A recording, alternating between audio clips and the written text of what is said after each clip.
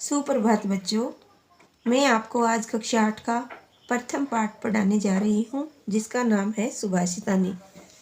सुभाषितानी का अर्थ होता है अच्छे वचन या अच्छे कथन। सु का अर्थ होता है सुंदर या अच्छे, और भाषित यानी कथन या वचन। पहला श्लोक देखो। गुणा गुणगेषु गुणा भवन्ति ते निर्गुणम प्राप्य भवन्ति दोषाः। यानी गुण गुणवान व्यक्ति के पास जाकर गुणों में बदल जाते हैं। अर्थात जब गुण गुणवान व्यक्तियों के पास जाते हैं तो वो गुणों में बदल जाते हैं। ते निर्गुणम, और वही गुण अगर निर्गुणी व्यक्ति के पास चले जाते हैं तो वे दोष में बदल जाते हैं। सुस्वादु तोयाः पर भवन्ति नद्ये समुद्रम आसाध्य भवन्ते पेयाः। जिस प्रकार सुस्वादु तोया स्वादिष्ट जल वाली नदियाँ बहती है, यानी वही जल जब नदियों में बहता है तो वो स्वादिष्ट होता है, पीने योग्य होता है। और जब वही जल समुद्रम आस्याद्य समुद्र में आकर भवन्ति अपेया न पीने योग्य हो जाता है। अब एक बार और देखो, गुणों का महत्व बताया गया है। गुणों के बारे में बताया गया इस श्लोक में कि जब गुण गुणवान व्यक्ति के पास जाता है तो वो उसके पास गुणों की अधिकता होने के कारण गुणों में बदल जाते हैं। और जब जल नदियों में बहता है तो वो स्वादिष्ट पीने योग्य होता है। और जब वही समुद्र में चला जाता है, यानी वो खारे जल में पीकर खुद भी न पीने योग्य हो जाता है। अर्थात कहने की बात, जिसके अंदर जिस चीज़ की अधिकता होती है वो उसी में समाहित कर लेता है। गुणों को भी अपने दोषों में, या समुद्र ने अपने खारे जल में मीठे पानी को बदल दिया है। श्लोक देखो बच्चों। साहित्य संगीत कला विहीने साक्षात पशु पुंछ विषाणहीने। यानी यहाँ पे कौन से मनुष्यों को पशुओं के समान बताया गया है कि जो मनुष्य साहित्य संगीत कला से रहित या विहीन है। जिस मनुष्य के अंदर ना साहित्य है, ना संगीत का गुण है, ना जिसमें कला, जिस मनुष्य की ना कला में रुचि है, उनको बिना पूंछ और सींग के पशुओं के समान बताया गया है। पुच्छ यानी पूंछ और विषाण यानी होता है सींग, यानी बिना पूंछ और सींग वाले पशुओं के समान बताया गया है। त्रीणम ने खादन अपि जीव माने तद भाग ध्येयम परमम पशुनाम। ये तो पशुओं का सौभाग्य होता है कि वह मनुष्य त्रीणम यानी घास, घास न खाते हुए भी जीवित रहता है। ये तो पशुओं का सौभाग्य होता है कि वह मनुष्य घास न खाते हुए भी जीवित रहता है। अर्थात प्रत्येक मनुष्य के अंदर साहित्य संगीत कला आदि का गुण होना चाहिए। तीसरा श्लोक देखो बच्चों। लुब्धस्य नश्यति यशः पीसु नश्य मैत्री नष्ट क्रियस्य कुलम अर्थस्य धर्मे विद्याफलम व्यसनिनः कृपणस्य सौख्यम राज्यम परमत सचिवस्य नराधिपस्य। इसमें किस व्यक्ति का क्या नष्ट हो जाता है उसके बारे में बताया गया है। लुब्धस्य नश्यति यशः, लालची व्यक्ति का, लोभी व्यक्ति के यश का नाश हो जाता है, प्रसिद्धि का नाश हो जाता है। पीसु नश्य मैत्री, चुगलखोर की मित्रता नष्ट हो जाती है, यानी चुगलखोर व्यक्ति होता है उसका कोई भी मित्र बनना पसंद नहीं करता। नष्ट क्रियस्य कुलम, और जिसकी काम करने की क्रिया ही नष्ट हो गई है उसके कुल का नाश हो जाता है। और अर्थम परम धर्म है, और जो सब कुछ धन को ही जो मानता है उसका धर्म नाश हो जाता है। विद्या फलम व्यसनिन, बुरी आदतों वाले को विद्या का फल प्राप्त नहीं होता। और कृपणस्य सौख्यम, और कंजूस व्यक्ति को सुख प्राप्त नहीं होता।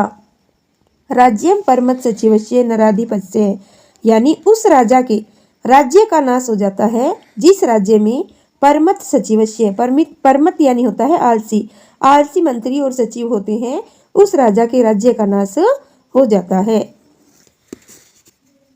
आगे वाला चौथा श्लोक देखो। पीत्वा रसम तु कटुकम मधुरम समानम माधुर्यम एव जनियेत मधुमक्षिकासो। इसमें मधुमक्खी के बारे में बताया गया है कि मधुमक्खी पीत्वा यानी पीकर, मधुमक्खी कटुक और मधुरम यानी कड़वा और मीठा दोनों रस का पान समान रूप से करती है। कड़वा रस का भी पान करती है और मीठे रस का भी पान करती है, परंतु माधुर्यम मेव जनियेत मधुमक्षिकासो, परंतु वह हमेशा उस खारे और मीठे रस का पान करने के बाद हमेशा शहद उत्पन्न करती है, मीठे रस को ही उत्पन्न करती है। उसी प्रकार संतस्तथैव सम सज्जन दुर्जना नाम श्रुत्वा वचः मधुर सुक्त रसम सृजन्ति।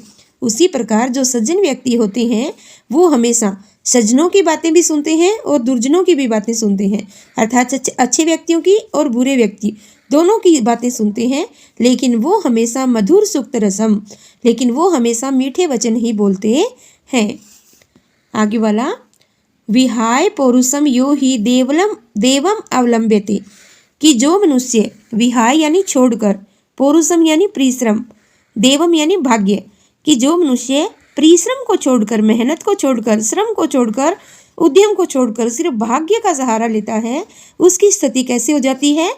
प्रसाद सिंहवत् तस्य मूर्धनि तिष्ठति वायसः।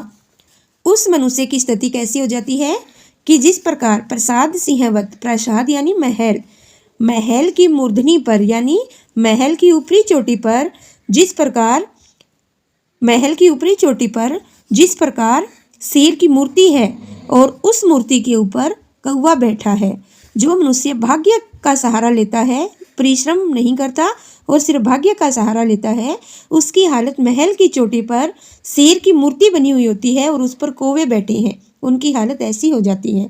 तो हमें परिश्रम को नहीं छोड़ना चाहिए, सिर्फ भाग्य का सहारा कभी भी नहीं लेना चाहिए, परिश्रम पर विश्वास रखना चाहिए।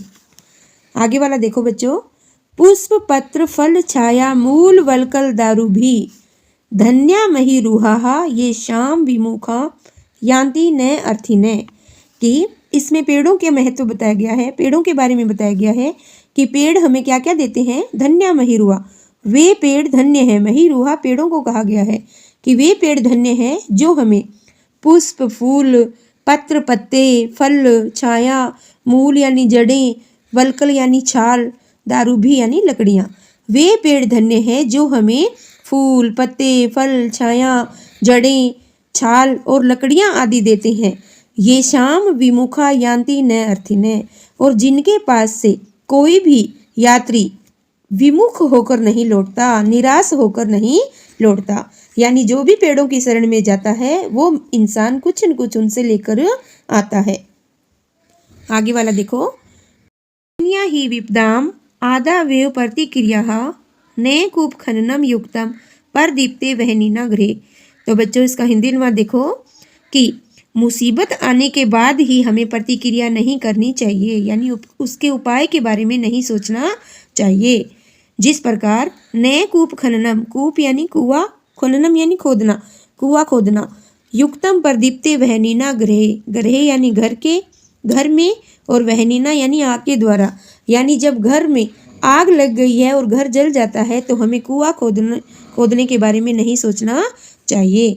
जिस प्रकार ये उदाहरण है कि अब पछताए होत क्या जब चिड़िया चुग गई खेत, यानी जब चिड़िया चुग लेती है खेत को, यानी खेत में जो फसल होती है चिड़िया के खा लेने के बाद हमें पछताने से कोई फायदा नहीं होता, उसी प्रकार हमें विपत्ति आने से पहले ही उसके उपाय के बारे में तैयार रहना चाहिए।